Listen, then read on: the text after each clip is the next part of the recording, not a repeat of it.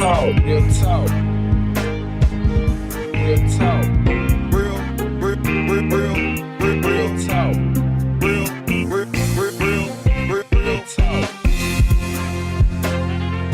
Welcome to Real Talk for Real Teens, the show where we uniquely combine the information teens need with the entertainment teens want. Hi guys, welcome to another episode of Real Talk for Real Teens. I am Kim Creighton, and I want to welcome you to today's episode. And today my guest is Ken, and I'm going to let Ken introduce himself to you. Hi, everyone out there listening. My name's Kinrare Colbert. I go by, well, my friends know me as Ken.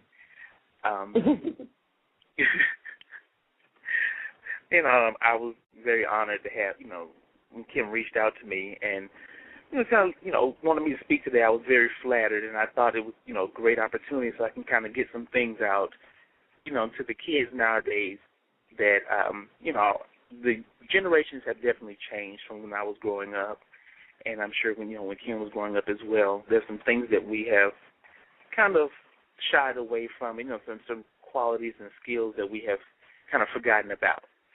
And I think that they're very, very relevant to, today, living in the 21st century. I think they're very relevant, even though they may seem, antiquated and, old school, if you want to say that.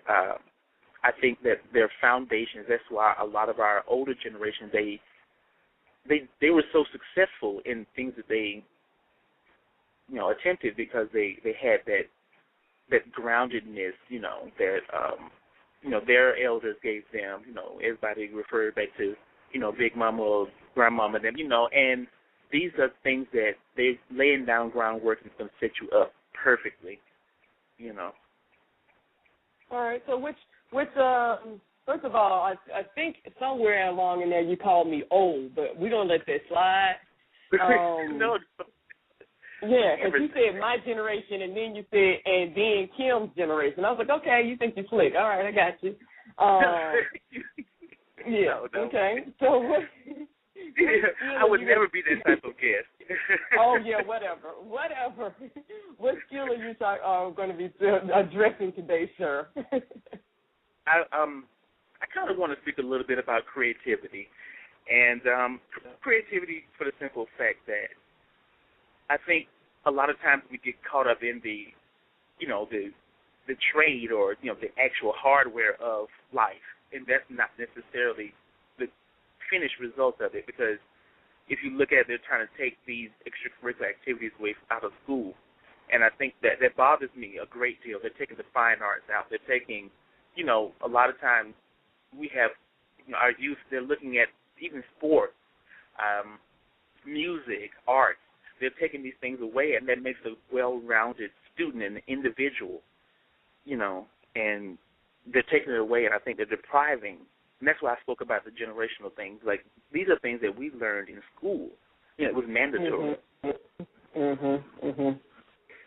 Well, give us your definition of creativity, and then because you've brought up a major topic, so we'll dive right into it.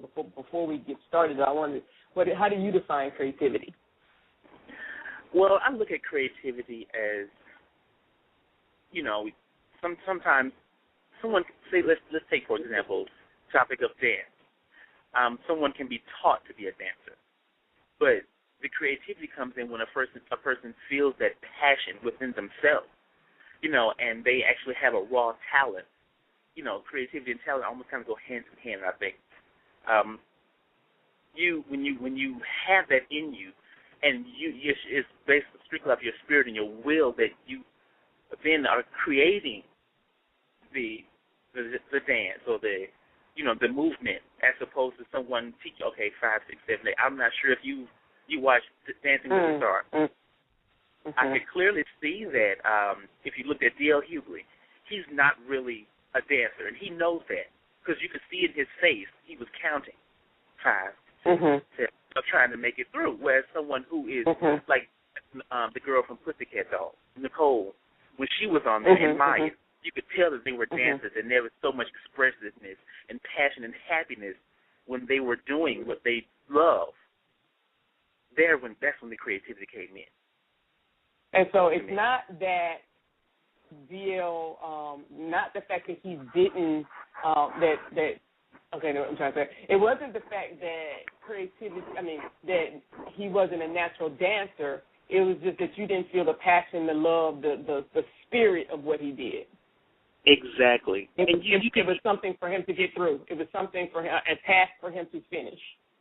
Exactly, and that's when I said it becomes almost like say a lawyer or a doctor. A lawyer, for example. A lawyer is very, there's strict codes and regulations that governs what he does, and that's it. Whereas you can't be creative in law. Yeah, you can. Well, they get very creative when they might not be able to get creative in the law, but they get creative in how they interpret the law. Exactly. Okay. I'll definitely recant on that statement. And you are right. You are absolutely right with that. Because in that point, it's almost like they're a writer, because they have to create that. They're acting. Create it up. They're doing. Yes. Yeah. Exactly. Yeah. And so I get what you're saying. Mm-hmm. Exactly. And you just demonstrate, and you just made a good point that creativity is not just in the arts. It can be in anything. Creativity is all over Apple and people who are doing these Android apps and all over the internet with all this very technical stuff. But I think the point that I like that you just said, it's about, for you, is it about getting through the task, or enjoying the task while you're in it, being in the moment of the task, or looking forward to the end of the task? Well, it is the journey, exactly what you mean. Exactly. Going through the task, the journey along the way, because that is where you can get halfway through something, and start out with one creative process, and you're like, wait a minute, and you have an epiphany, and that moment it comes in, it's like, wait a minute, I can amp this up to 2.0 to the next level with my own creativity. I'm putting my splash on that. And so it's like learning the piano. Once you learn Bach and Beethoven, then you can go and do improvisational jazz or whatever, because now it's about you. You know the technique. Just like when you're talking about dance. You know plie, you know fifth position.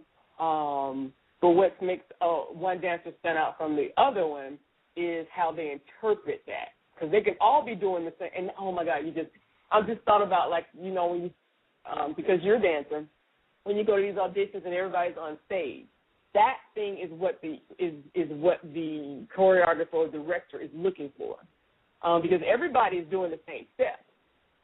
Right. It's how those people interpret those steps. Exactly. And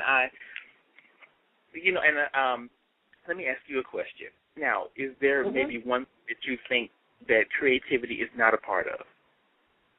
I really don't. I believe that creativity can be, let's put it that way.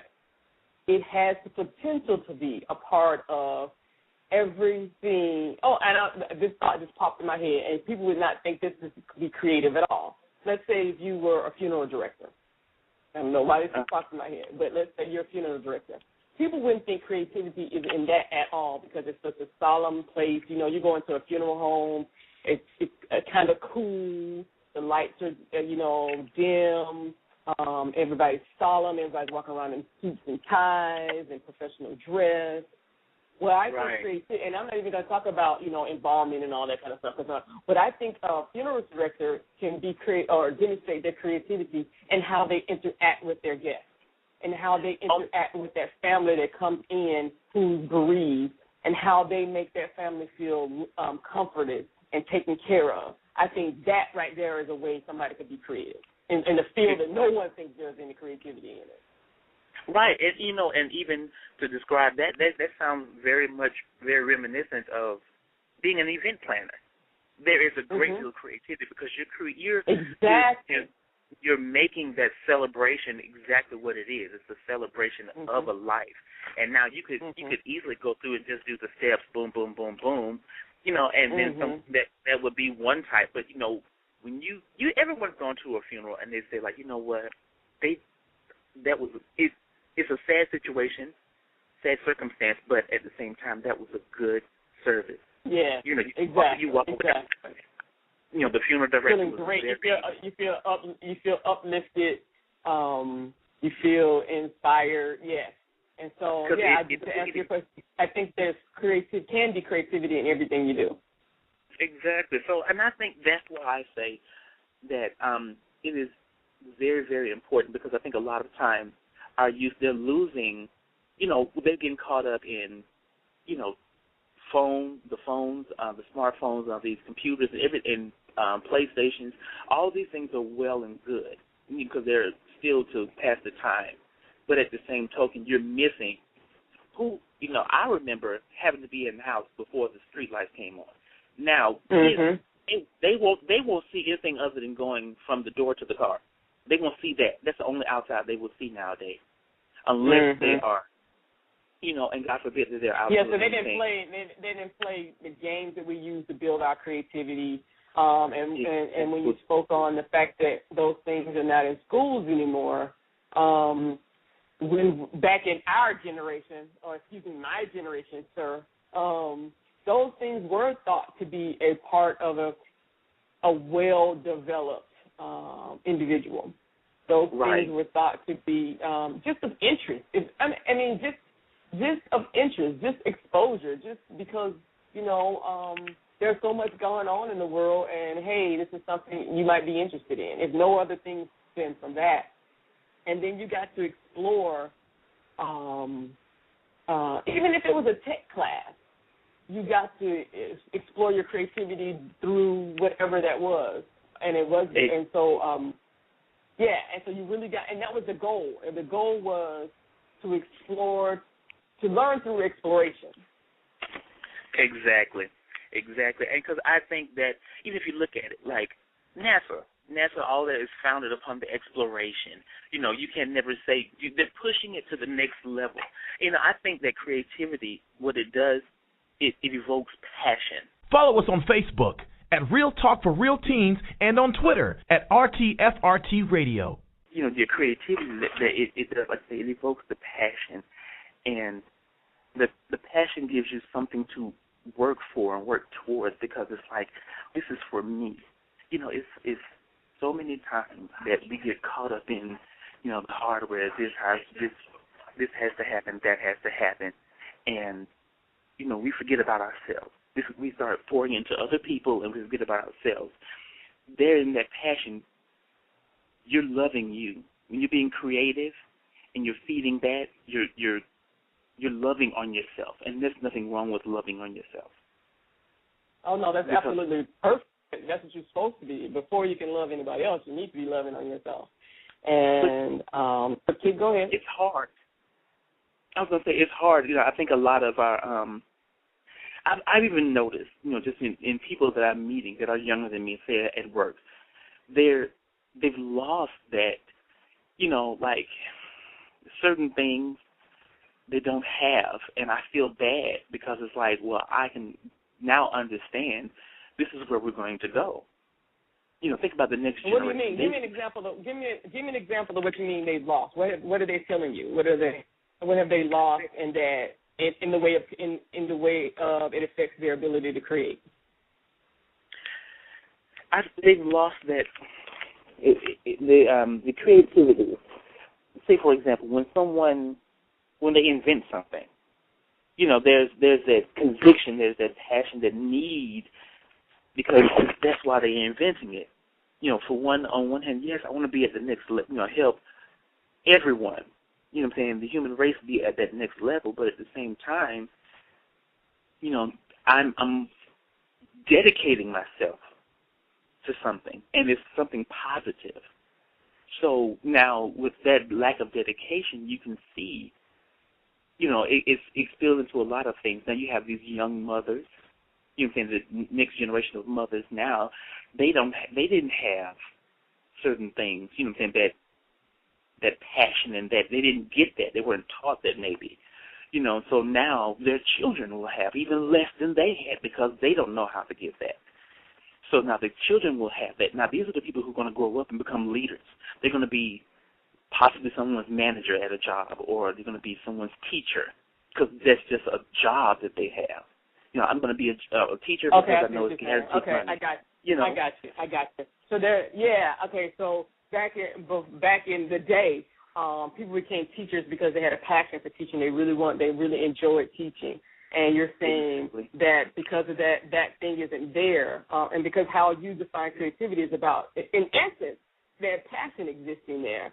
And so people are taking jobs and doing things that they're not passionate about.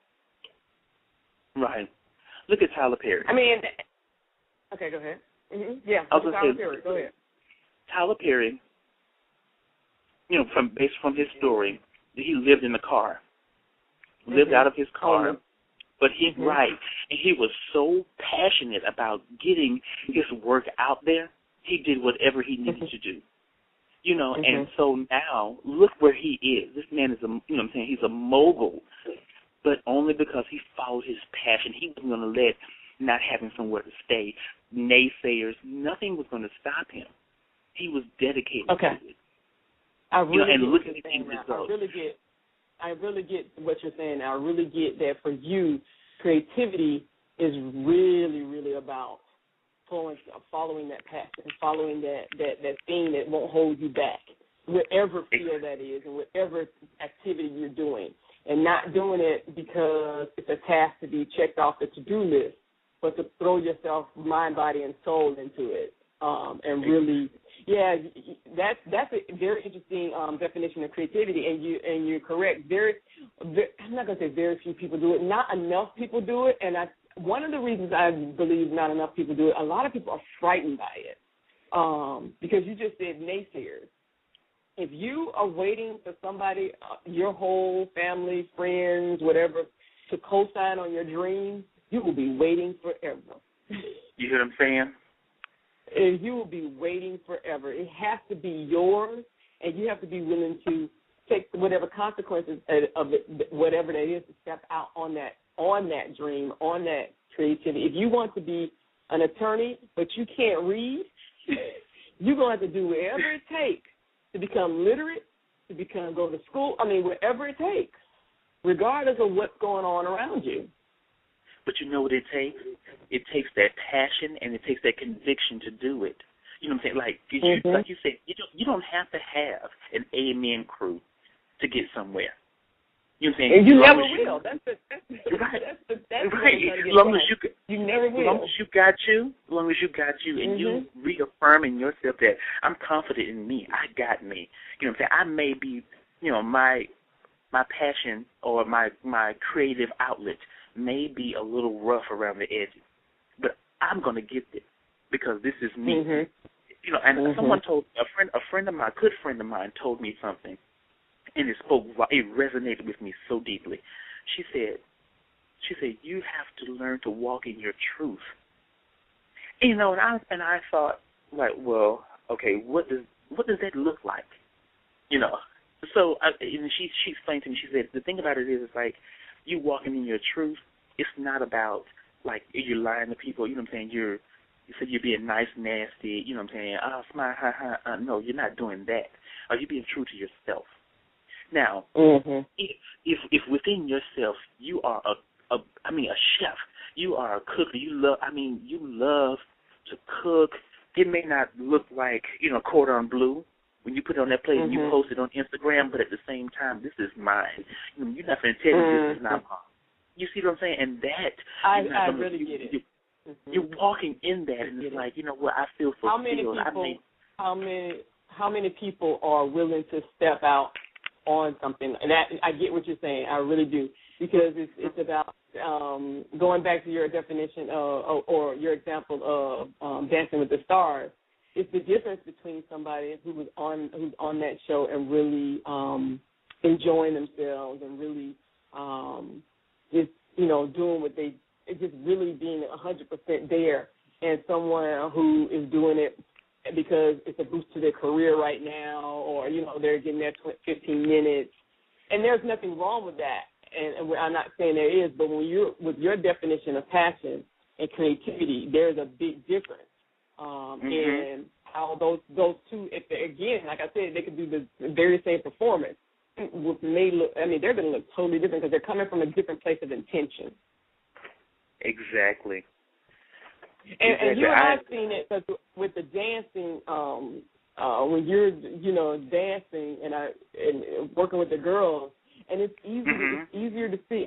I will have a girl on there who has no coordination, who is trying her best, than somebody who just has an attitude and just think they got it when no one wants to be around them. Exactly. You know what I'm saying? It's such joy to see it. Yeah, I can't even lie to you, be honest with you. I'm going to put more stock into little Ting Ting who over here trying as opposed to Kanye West.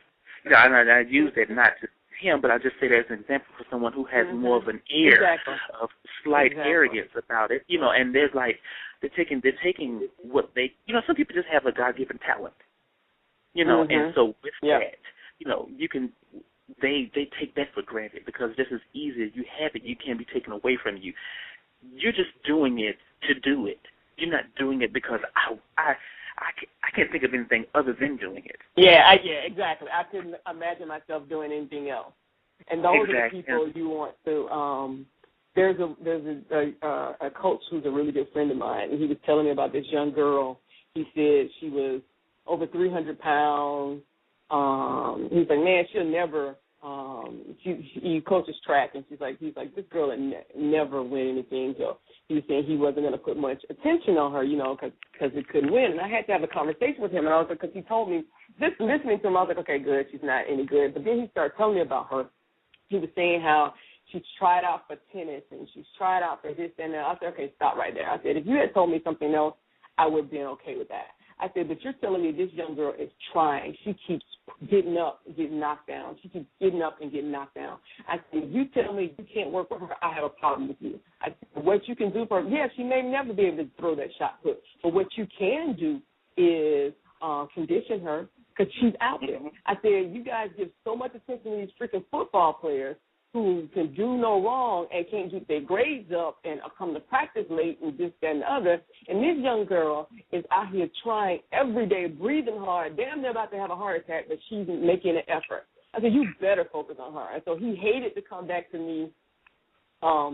It was months later, and he was like, oh, my God, how much she's improved. She's lost weight, and da-da-da. I told you, never give up on that person who has that inner burning. They may not have a clue how to make that happen. But if somebody has that inner drive, as you're saying, that passion, I'm going to give them 100% every single time. Yeah, and and you saying that, and I'm so glad that you spoke out, and let them, because I've had teachers coming up, and they would go on a tangent with the students and would say, well, I have what I need. You're trying to get what I have. You know what I'm saying? Like you are almost like you're blackmailing me, if that's the correct word. You're blackmailing me with your knowledge, and I want it, but you're holding it. You're teasing me with it. If I bend to your will, that's you shit. You can't do that. You can't do that. Like you say, this girl is out here busting hump. But I mean, she comes busting up, and and even with girls I've seen on the team. They come in, they try out, they have a little, well, we can work with her, but she has a little bit of weight issue, so we need to work on it. And if we didn't, of all the girls who I have worked with, there's only one girl, and the one girl who we're not gonna name any names. Right, yeah, there's one girl, she came in. And, she worked hard, you could tell even over the summer she came down, she was 2 sizes smaller. Okay, she's still pushing through. Band camp, she sweated just like a dog out there. But at the end of the day, this girl ended up becoming captain. The reason why was because, she beat the weight. She beat what she didn't know. She said, you know what, I got to have dance. I got to have it. I got to have it. So what she said was, I'm going to lose this weight, so I don't want to look a certain kind of way while I'm getting what I got to get. You know what I'm saying? And I want to be in a healthier place where I can do everything there is to do about dance. I want to be able to do it all. I may not get it in this season. I may not get it in 2 seasons, but I'm going to keep working at it. And Exactly. you see, that's why I say the creativity evokes so much extra things. You know what I'm saying? That's that passion. You know, I'm going to determination, dedication, all these things that reflect back. And people, you know, that's why that's why I say I'm a little fearful for where we're going to be, because think about it. If no one has that passion, dedication, and conviction, where are we going to be? These are people who are going to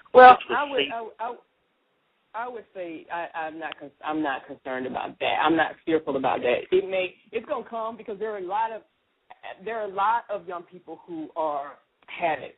What we have to do is provide opportunities for them to show that, and that's why I reformed the show.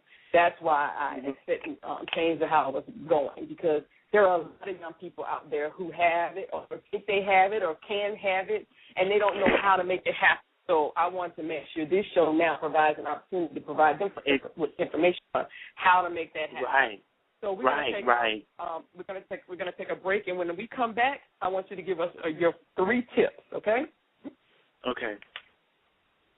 New or unknown music artists, we need you for the show. If you'd like your own mini concert, please send a request for information to realtalkforrealteens@gmail.com. All right.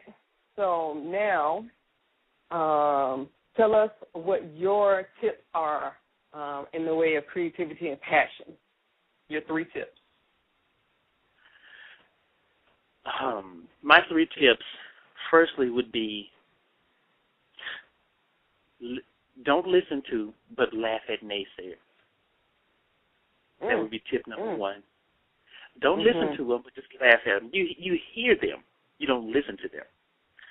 Because don't let them sow that seed of doubt in you. Follow your heart. Follow your heart. Whatever it is, follow it. You know, you don't be discouraged.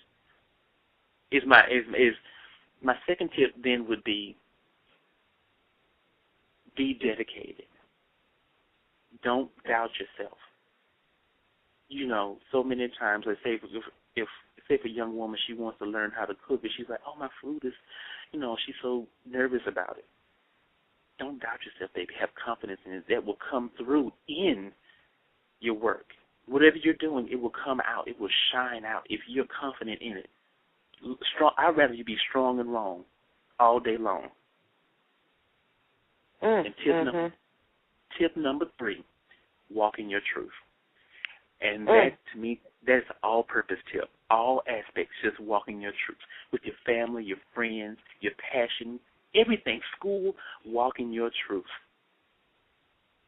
And that's not anything on a faith-based tip. It's more so really stand up in yourself. Walk in that every day and love you when you look in the mirror. I love that person right there. And if you don't love them, do what I need to do to make me love me. Maybe some things I need to fix about me. You have to, when walking in your truth, you sometimes have to dig deep. You know what I'm saying? You may be scared of the dark. Don't be afraid of what you're going to find when you flick that light on. Handle it when you flick that light on. And conquer it, and I think you'll be good, honestly. We don't have to make things complicated. You know, we don't have to, because there's so many other complicated things waiting on us. Let's not complicate ourselves. And especially now when you follow in your heart, you won't do yourself wrong. Wow. Well, thank you, Ken. It's been a wonderful talking to you, having this very passionate conversation with you about creativity / passion. Yeah. You know, Kim, I do thank you for having me, you know, and sometimes I know the girls probably sit and think I go on a whole tangent and I just sound so old school, but, you know, I just think it took me a while. Him really to, and I'm still a work in progress. Everybody, you know, I can't sit here and honestly say that, oh, I'm there. No one is ever there. You know what I'm saying? Because if you reached 100%, there's no room for improvement. So I can always be at 99. That means I got to get that 1% every time I look. 1%. And, you know, that's all it is. You just have to take every day one at a time, but just still walking in your truth. And I'm glad I was able to get that out there, and be any type of help. Any type of help. Well, thank you. Have a great day. All right, Kim, you too now. Thanks. Bye-bye. Okay, bye-bye. The Real Talk for Real Teens community is the premier membership organization for young professionals. Real Talk for Real Teens community provides the most comprehensive resources and education designed to advance the skills, integrity, and value of its members as professionals. Become a member at www.rtfrtc.com.